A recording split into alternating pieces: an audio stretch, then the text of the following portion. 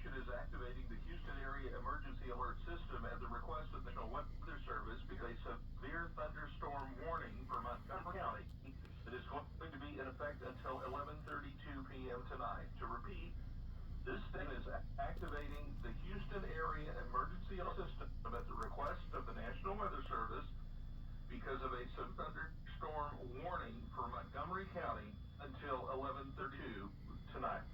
This concludes activation of the Houston Area Emergency Alert System.